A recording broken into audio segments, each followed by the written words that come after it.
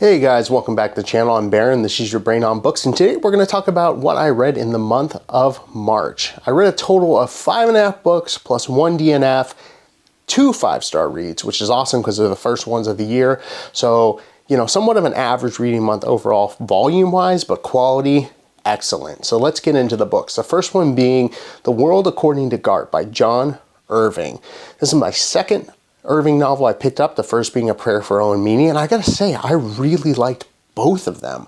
I think World According to Garp a little bit more. This is one of the 5-star reads on the list. Now, this book follows a man named Garp.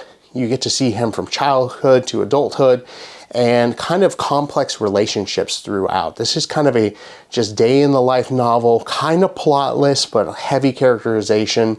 And you get to see kind of the complexity of relationships he has with his family, with his mother, friends, his career.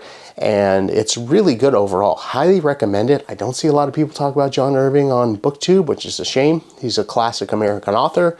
Worth checking out. Now, this book was on my radar already, but what kind of pushed me over the edge to pick it up, I actually saw Stephen King talking about it, and he said this is a book that made him cry. And I was like, if that, if it got the master of horror, then, it might be worth me checking out. And overall, I very happy that I did. I think it was an excellent novel.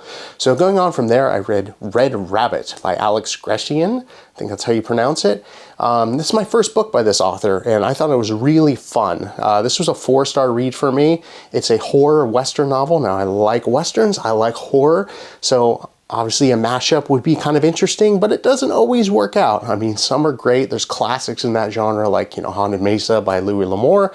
But this was kind of new for me. But like I said, it was very fun. You follow this motley crew of individuals that are following a witch or a woman that's said to be a witch because there's a bounty on her head. But during the course of that adventure in the late 19th century, there's demons and ghosts and all types of kind of spooky things that happen to these people.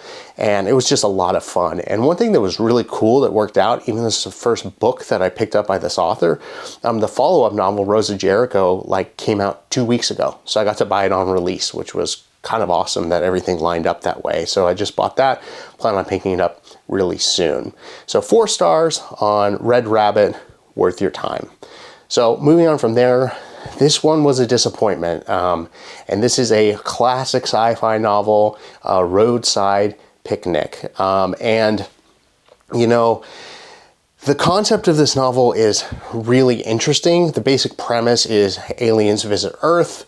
They land at these different points, which are later called zones, and they leave artifacts that kind of disrupts physics in the area. It's just a total kind of morph of what's going on in the actual areas, or what they call zones. And there's these characters called stalkers that go into these zones, take artifacts, take things back, sell them on the black market, and that's their career.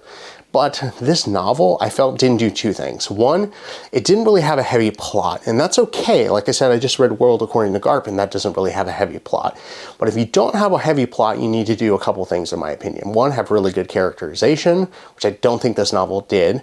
And then also, you need to go into certain themes or subject matter that's going to be compelling over time. And I don't feel like this book did that either. It just had a lot of missed opportunities. I think you could have gotten really into the weeds on some existential things, kind of insignificance of humanity, the way that the aliens visited Earth and everything, but it didn't do that. And this was a big miss for me. I gave this book 2 stars, which is a shame because I really looked forward to reading it. Also saw Folio Society put out a version of it I thought looked really cool. So I'm like, maybe I'll get that if I like the book, but I will not be buying it. That's for sure. So moving on from there, I read Boy Parts by Eliza Clark. Now, this book I did a review of. I'll link it down below if you want to check it out. This was the other 5-star read of March for me. I really liked Boy Parts. It follows a woman, Irina, and she's a photographer. She takes pictures of men. That's where you get the title Boy Parts from. But this one's just kind of horrific and uncomfortable at times. A really good characterization. I think Irina was fully fleshed out, very flawed, but fascinating at the same time. So I won't go into it more than that because I already did a review, but Boy Parts, definitely worth your time. As long as you can handle some pretty adult subject matter, because that is in there. I should give you that caveat, but overall, fantastic book. So The next book I read in March was The Winter of Our Discontent by John Steinbeck. Now, I've been slowly getting through all the Steinbeck novels, trying to do one a month. Last month I did The Pearl for the first time, but that one's really, really short. This was like a full-size novel, The Winter of Our Discontent, and it had a lot of the things that I love about John Steinbeck. Basic premise is you follow a man who's a grocer, him and his family's discontent, their want for wealth. There's a lot of themes of like morality and greed and other stuff like that, you know, in classic Steinbeck fashion. And it also has a very punchy ending to it. And he's kind of known for that. Like if you've ever read like Of Mice and Men or something like that, you'll know like it's kind of this day in the life thing that keeps going on. It's somewhat a slow burn, very thematic. And then all of a sudden he just hits you in the gut with something very impactful. And this novel did that. And it was great. One of the better Steinbecks I've read, not quite up to East of Eden or Grapes of Wrath or anything, but very good one. I recommend it if you're a fan of you know, kind of the great American novel style. So going on from there, a book that I DNF'd, which is A Spear Cuts Through Water? The Spear Cuts Through Water? I don't know. Simon Jimenez. I read his book, The Vanished Birds. Didn't love it, but it was okay sci-fi, so I kind of picked this up based on his reputation in Discord. I actually did a poll on Discord what book I should read, and this one was chosen. I was kind of in a fantasy mood, but unfortunately this one was a miss for me. I just really bounced off the writing style overall. It's a frame narrative.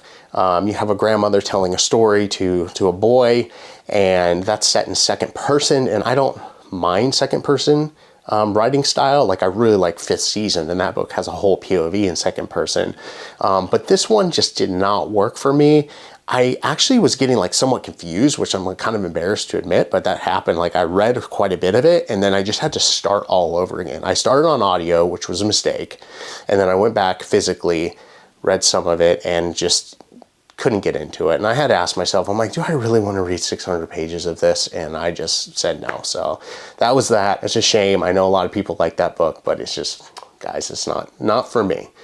It's going to be a no from me. So what am I currently reading? I wasn't able to finish this in March, but got close, got a little bit busy this past weekend, and that's okay. Didn't get a lot of reading in. And that's Eileen by Atesha Moshfegh, I think so. Yeah, we'll go with that.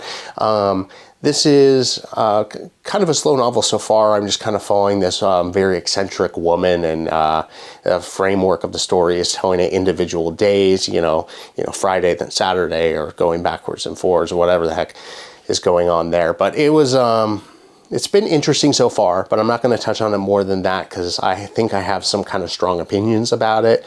So we'll wait until next month, or if you want to see a dedicated review for that book and you're familiar with it, let me know down below. So I think that's it, guys. That was March for me. Let me know if you've read any of these books, you have any opinions, you know, likes, dislikes, whatever the case may be, or you think there's anything cool kind of from, you know, similar to them I might like. Let me know down below. And until next time, guys, see ya.